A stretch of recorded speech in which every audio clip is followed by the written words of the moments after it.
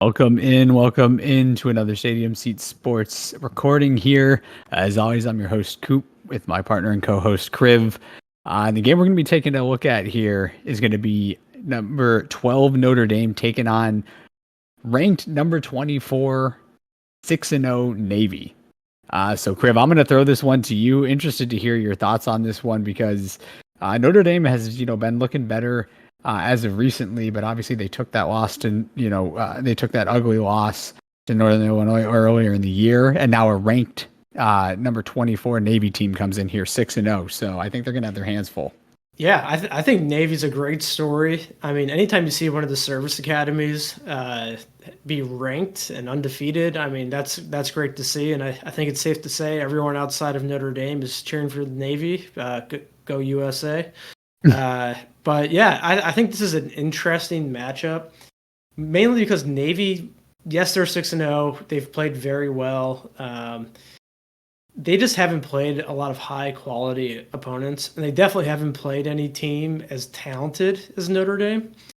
Sure. Obviously, Notre Dame, as you mentioned, had that rough loss earlier in the year to Northern Illinois. I'd say Navy is definitely a step up from that. So with that being said, I mean, anything's possible.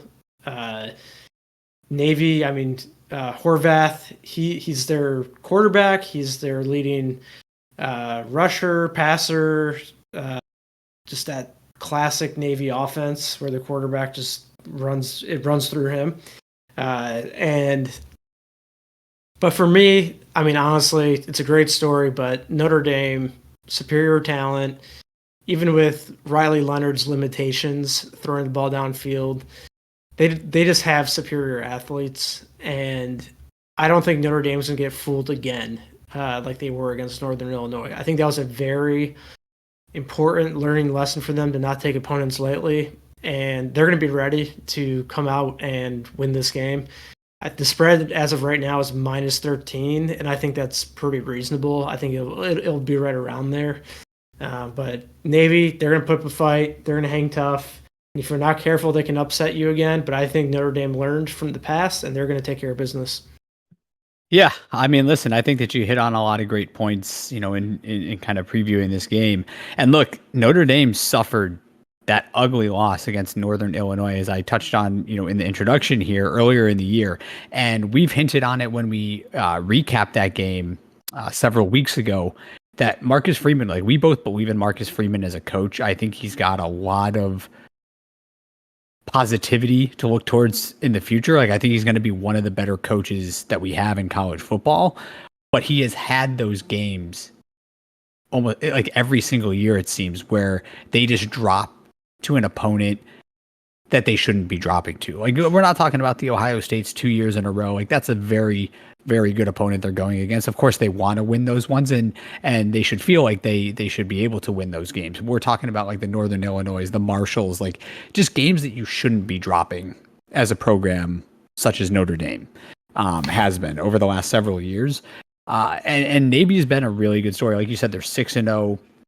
Horvath, is having himself a great year. I mean, he's got over 600 yards rushing and has just shy of 900 yards passing, which, I got to be honest with you, love the good old USA. I don't watch the service academies too frequently, on a yearly basis, but 888 yards for Horvath passing rather, seems a little bit higher than what Navy's average will be. And maybe our viewers and our listeners can tell me if I'm wrong in the comments section down below, but that seems to be a little bit more pass happy than I would expect a service academy to be at this point in the year, just 6 games in.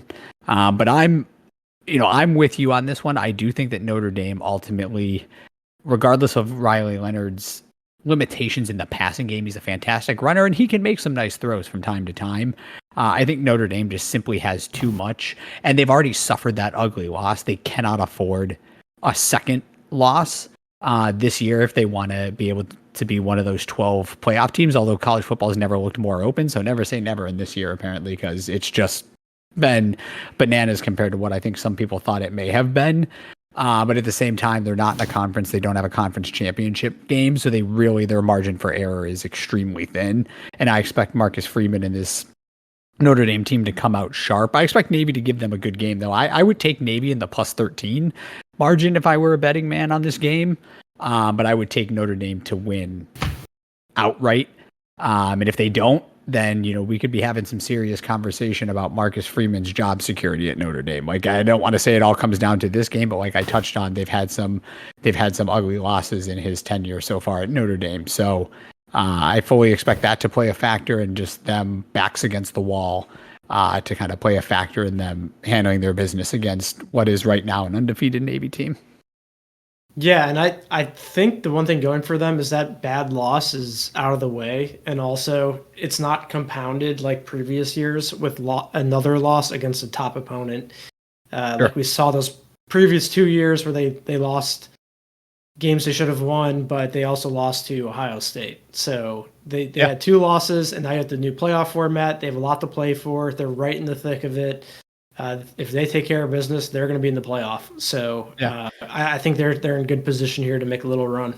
Absolutely. And guys, as always, thanks so much for listening, tuning in. Let me know if you guys are a big watcher of the service academies here. Let me know, is the 888 yards that Horvath has so far this year, is that kind of average for these service academies? Kriv, maybe but that seems like a little bit more production from the passing game than I would expect from these service academies. So they could give Notre Dame some fits. So interested to see how this one plays out. Yeah, I'm excited for that. And with that being said, though, the next game we have here on the schedule, if you would have told me was going to be ranked versus ranked in the offseason, I might have been a little questionable on that. But that's number 1 Oregon hosting number 20 Illinois, and I'll let you kick things off.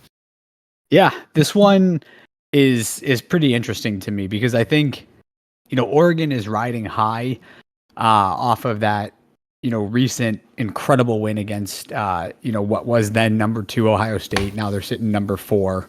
And so I think, Oregon, this is their first week as the number 1 ranked AP team, AP top 25 team, I think since 2012, 2011. I think it's right around that time. I can't remember exactly, but I think it's right around 2011, 2012 for Oregon to have been ranked number 1 in the entire country. And so we'll see. I don't think Mario Cristobal would ever let this team get complacent by any means, even though they got that big victory over Ohio State. They're sitting number 1 in the country. I fully expect him to have this team hungry and feeling like they are doubted, even though they are the number 1 team in the country. And so with that said, I think Brett Bielema's, had a fantastic year at Illinois. They just had that emotional win over Michigan this past weekend. And like you said, Illinois is sitting there ranked. They're a team that, they're almost a better version of Iowa to me, in my opinion. Like, they play really solid defense like an Iowa does, but they actually have the ability to get some offensive production when it matters and when it counts. And so they are a pesky team where it's like, I don't think that Oregon's going to come in here and just blow the doors off of Illinois. I expect Oregon to win this game because, like I said, I believe in Dan Lanning. I think I may have said Mario Cristobal earlier in this video, so if I did, he's now at Miami, so excuse that mistake. But if I did say Dan Lanning, that's what I meant. I think that he's just going to have this team prepared. I think Dylan Gabriel's having a heck of a year. That offensive line has really improved since the first 2-3 weeks of the season, especially in the pass protection game, which is what you saw play a big role in that victory over Ohio State, is Gabriel had a significant amount of time to throw the ball. And when he does, he's surgical, and their skill players are fantastic. And so, with that being said, no matter how, good of a defense Illinois throws out there, story's been great with Brett Bielema and this team this year. I think that Illinois, can keep it relatively close. But ultimately, I think Oregon's they're too talented, especially at the skill positions on the outside. Dylan Gabriel's been surgical so far this year. I think they're just too much for the Illini, and I would take Oregon in this game. The spread wise, I'm a slight lean towards Oregon. I think it's 21.5 as of this recording. I would be a slight lean towards Oregon. I think it's kind of a close first half, and then Oregon pulls away in the second. Yeah, I think this game is interesting in the sense that Oregon is definitely the superior talented team in this matchup. That goes without saying. I know it sounds crazy, but Brett Bielema has been coaching at such a high level. He has built Illinois into a respectable program after a long stretch of kind of just lackluster seasons. And I think it's kind of I hate to say this, but it's like Wisconsin 2.0. Yeah. They were a very good team under him in the Big Ten. They were in Big Ten championship games. They're ultra competitive, but they tended to lose to the super teams like Ohio State every year. So Yep. I think Brett's going to come in with a good game plan. Luke Altmaier, I mean, I love the guy. He's a gamer. I mean, they've just find ways to win games. I know Michigan's obviously not what a lot of us expected them to be with having multiple losses already this year, but they game planned great and they executed great and they flat out dominated. So Yeah. they have some ability there, and it's not going to be just a rollover and lose type of game. Of course, traveling across the country, Autzen Stadium, very difficult to go into and win, as we've seen. It's probably just going to be too much. The talent, the road trip, being away in that stadium. I mean, that's a lot going against a very good Illinois team, and I don't think they're going to be able to pull it out. So yes, I agree. Oregon's going to be the one to pull this one out, and probably by the spread or close to it. Yeah. Yeah, absolutely. And the next game here, this is an interesting one because we talked on, and it's Missouri and Alabama. Just let you guys know here. We talked about it when Missouri was ranked. I think they were ranked 9th. We had both thought that was too high for them. Like they had not played up to the potential that, we kind of expected from them coming into this year. And then Alabama, riding off that super high of beating what was then number 1 Georgia, and people are like, "Oh man!" And like, did they just flip the switch from Nick Saban to Kalen DeBoer, and they're just back rolling like they always have been? And they were riding high right after that game, and then they have that kind of stunning, shocking loss to Vanderbilt, which maybe doesn't look quite as stunning anymore, but still stunning considering it's Alabama. And then they suffer a second loss here this past weekend when they traveled to Neyland to take on Tennessee. So I'll let you take this one here because this is an interesting game to me. I think this may be the most interesting game of the week for me. Yeah, and for me, Missouri is possibly the most disappointing one-loss team. I just the way they've played this year has not been very impressive. The way they left last season, it made us feel like this team has the talent and they have the coaching and they might be in a position to make a big run here. And I don't know if that's true. I don't know what changed. Obviously, they've had some very close wins to go along with a blowout loss to Texas A&M, and that concerns me. They should be beating a lot of these teams by more and in convincing fashion, and we just have not seen it. I got burned a few weeks ago when I picked them to beat Texas A&M. I said this has to be the game where they break out, and it of course went the complete opposite direction. Yeah. But at the same time, I mean, Alabama, yeah, they beat Georgia. They always beat Georgia, and apparently they can't beat Vanderbilt or Tennessee. They probably hate the state of Tennessee, but that it's so interesting because both teams just don't feel right. I do think Alabama is still vastly superior to Missouri in terms of overall recruiting.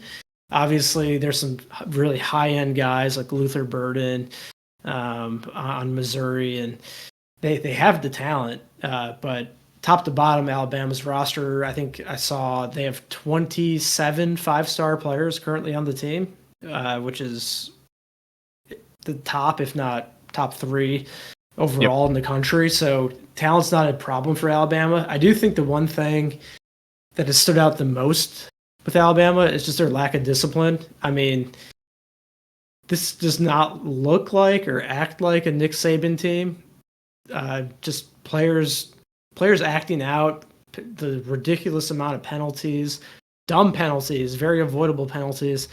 That kind of stuff is very hard to fix quickly. That's something that's kind of an off-season emphasis point or a culture point, and it didn't seem to be a point of emphasis for them, and it's been biting them. And the other thing, I think Jalen Milroe, I mean, it felt like he put everyone on notice a couple of weeks ago that, hey, this guy's a Heisman candidate, and then he's just been laying egg after egg and not doing a whole lot. I don't know if college football's figured out how to defend him or he just came back down to earth, but his performance has left a lot to be desired. But I think this is a winner go home for the playoff, and I think Alabama's going to pull it out.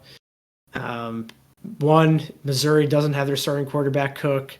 Drew Pine is starting, who in spot duty at Notre Dame put up decent numbers. He's not very dynamic, but he is very experienced. So I don't know, maybe that helps, but he's still going into Alabama at Bryant-Denny Stadium. So it might just be too much for them to overcome.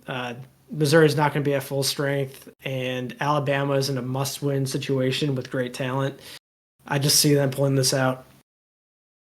Yeah, and listen, I'm gonna give my pick here very, very briefly because I think that you talked pretty extensively about this game, and I think you hit on a lot of the same points that I was going to hit on. One of the ones that I wanted to just re-highlight, because I was going to ask you honestly, is there a culture problem at Alabama? Like, I'm tending to lean towards yes right now.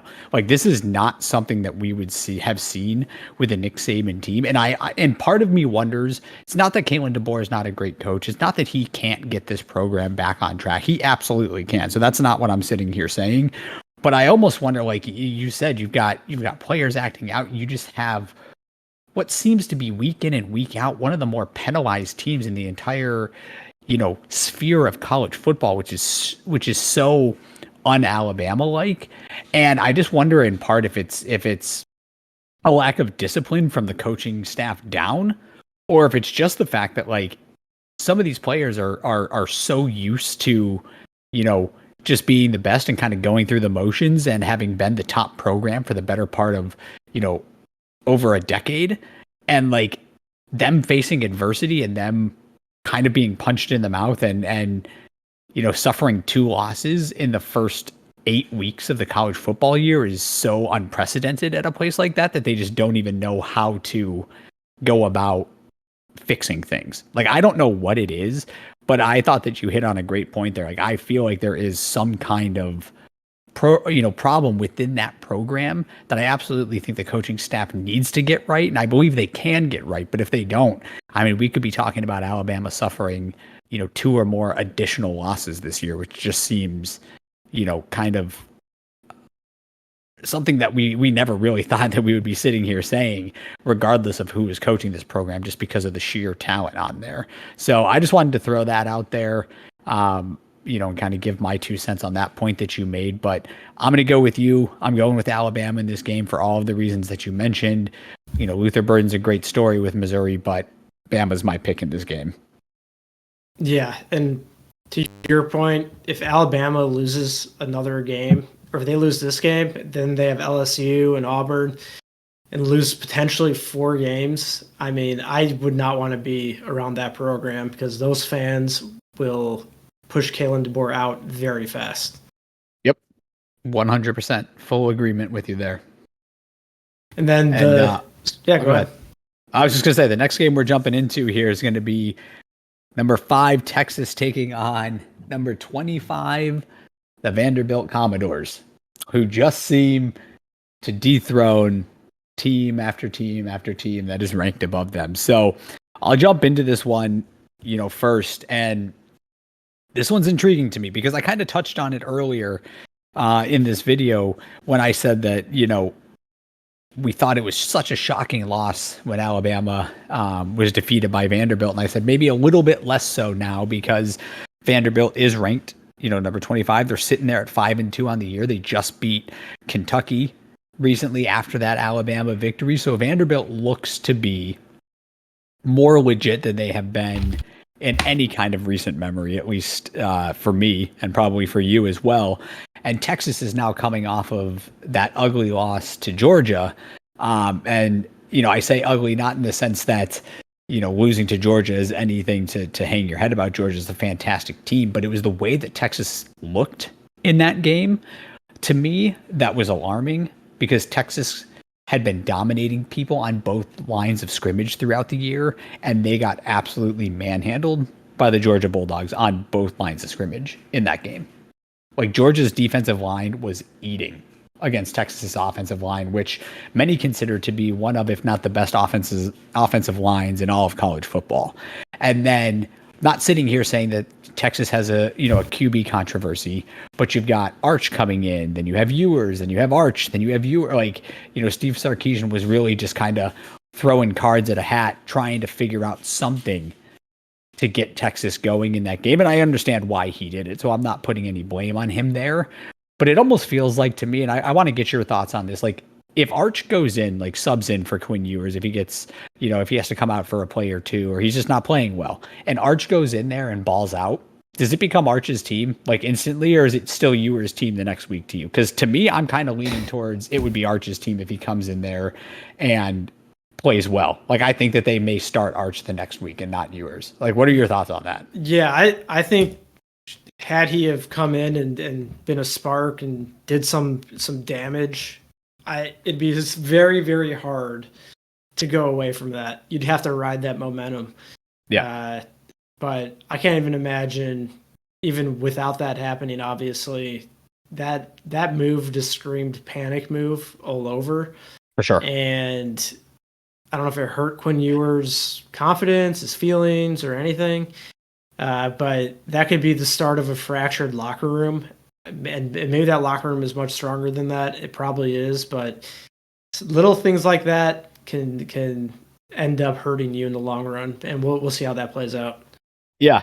And look, I'm still a believer in Texas overall as a team, but I do have some questions about Texas now because this would have been the game where Texas asserted themselves as the clear number one team in the country, and they failed to do so. And in fact, Georgia looked better in pretty much all aspects of the game this past weekend. And, now we all thought, like, wow, look what Texas did going in week 2 to the Big House, dominating what is an elite Michigan defense and a really good Michigan team coming off a national championship. And now we see, just how pedestrian the University of Michigan football team is this year. And so now that win for Texas looks a little less impressive. And so Texas doesn't really have a signature win on their resume at this point in time where I can hang my hat and say, like, I absolutely 100% feel confident that Texas is one of the 2, 3, 4 best teams in the country. I think they can absolutely be there, but they haven't had that win yet. And so with that said, like, I'm going to take Vanderbilt in the points here in this game. Like, I would take Vanderbilt plus 18.5 because I think Pavia has been playing out of his mind. Like, he's such a good story. I absolutely love what this kid's doing at Vanderbilt. He has been just absolutely electric for that team, willing them to victory after victory where nobody gave them a shot in like any of those games. Kentucky, Alabama, like you name it. Like, Vanderbilt is just playing absolutely incredible football, and you love to see it. And so I would take Vanderbilt in the points here because 18.5 to me is a lot of points, regardless of the talent disparity. I think Vanderbilt has that confidence. I think Pavia is a more confident quarterback than Ewers and Manning at this point in time because of that carousel that they've been going through at Texas. And Texas just suffered an ugly loss where in the trenches they got manhandled. So I think that's a little bit of an ego bruiser that could also spark Texas to come out and be like, no, we're going to assert our dominance again. And they come out here and blow the doors off of Vanderbilt. I'd take Texas to win, but Vanderbilt in the points. Yeah, and if I'm Texas, it sounds crazy, but the last thing I would want to do right now is travel to Vanderbilt and have to play the team that beat Alabama. Yep. Because Texas, definitely way more talented. Vanderbilt, I mean, for them, it's been a magical season. Pavia has been incredible. He is the perfect college quarterback. Like, he gives you a chance. He improvises. He just gives that team an energy that they haven't had in the program in a long time. And because of that, they have a chance in most games. And keyword there being most games, because I don't think they can pull off an upset again. It takes so much to beat an Alabama, and to do it again would be historic and just a whole nother. I mean, they'd go from the 25th overall ranked team to you'd have to put them in the playoffs just because of the teams they've beaten. Yeah. And that would be huge for the Vanderbilt program, but I don't see that happening. I do, like I mentioned before, I hate the fact they put Arch Manning in, even if it was for like 2 drives. That worries me a bit with them long term. I know it's tempting to go to Arch, but Quinn's been very good, and I don't think he was the problem against Georgia. And I think he tried to maybe find a spark or do something, but it was the wrong move, and it didn't make a difference, obviously. So for Texas, you have to be on your toes here. You have to go out there, bounce back strong. If you don't, and you give Vanderbilt some life, and they're in it towards the end, good luck. But yeah, I think Texas wins this game. Yeah, awesome. And this last game we're going to go into here, guys, is going to be LSU traveling to College Station to take on the Texas A&M Aggies here. It's number 8 versus number 14. So big ranked matchup here in the SEC and just in the college football landscape in general. So, Kriv, why don't you start this one off for us? Yeah, this is, of course, just another clash of the Titans and SEC football. And both of these teams suffered losses early in the year, and looking back, it almost makes you scratch your head a little bit. I know LSU has had some close games, but they lost to USC, who has been a disaster. Yep. Texas A&M obviously lost to Notre Dame, who of course lost to Northern Illinois, but they've kind of bounced back. That loss is not as bad as losing to USC. So with that said, I feel like Nussmeier's been very good this year. He is the reason that he sort of covers up a lot of LSU's deficiencies, I feel like, and he has the ability to come back and win games, and he's played in so many big games, big stages, all eyes on you type games, and he's not going to be phased going into College Station. But with that being said, I feel like Texas A&M's on a little bit of a hot streak here. They're the new coaching staff and just their brand of football just seems to be sustainable. They really lean on the run game a lot. Moss has been an absolute stud for them. Texas A&M has more rush yards and pass yards this year. And for them, that's a winning formula, because I think their defense has been great. They get after the quarterback. They can force turnovers. I mean, they are very sneaky under the radar, kind of flipping the program around at a very fast pace. So with that being said, I do think it'll be a close game. I think Texas A&M wins it. And some people are going to be calling for Brian Kelly here again pretty soon. Yeah, and similar to the Alabama-Missouri game, I'm not going to talk too much about this because you kind of hammered on a lot of the points that I wanted to hammer on, and we're leaning the same way. So I'll just start out by saying I'm taking Texas A&M in this game. And to me, you touched on it right at the end of your point here, where people are going to be on Brian Kelly. He's going to be on the hot seat, at least in LSU fans' minds, if he doesn't go in and win this game. Because Texas A&M, while they're sitting there at 14th in the country, and they've got that signature win against Missouri where they looked very dominant, and you're right, they do appear to be on a bit of a hot streak after suffering that tough loss in the first week of the year against Notre Dame. Like, this is Mike Elko's first year with Texas A&M after they suffered through several horrific seasons of Jimbo Fisher. So Brian Kelly's now been with LSU for, 3 years? This is his third year at LSU? I believe so. And, he's kind of failed to have that team ready to show up and get that signature win in a decent amount of their primetime showdowns, even more notably this year, starting with USC, because USC has looked so pedestrian over the last month of the season. And so Texas A&M, I'm not going to say there's not going to be internal pressure within that program because they, of course, want to win and they want to feel like they can win every single week as they should. But Brian Kelly is the one that, and LSU are the ones that need this win more than Mike Elko and Texas A&M. Like, just hands down. And I think that this being in College Station, that 12th man, Kyle Field, I think is going to be that place is going to be absolutely rocking. It's a 6:30 p.m. start Saturday night. Like, I think Nussmeier is the better quarterback. I would lean Nussmeier over Wegman, but at the same point in time, like, Texas A&M just has a feel to them that they're just going to be the more physically dominating team in this game. And I think it's at home. I think LSU is going to have some internal and some external pressure and noise from their own fan base. That I think Brian Kelly and LSU suffer a loss here, and some noise gets a little bit louder there in Baton Rouge for Brian Kelly's job security. So I'm going to take Texas A&M. I mean, Brian Kelly has more pressure on him than many coaches. It's actually kind of crazy that if he's losing in game, like, you can feel the pressure, like against Ole Miss, like, you just feel it in game, and every decision's being scrutinized, and he has very little runway. He has a chance here to go on a run, but I don't think he's going to do it. Yeah, no, I'm in agreement. And guys, I touched on it right after we previewed our first game of the evening here at this recording with Notre Dame and Navy.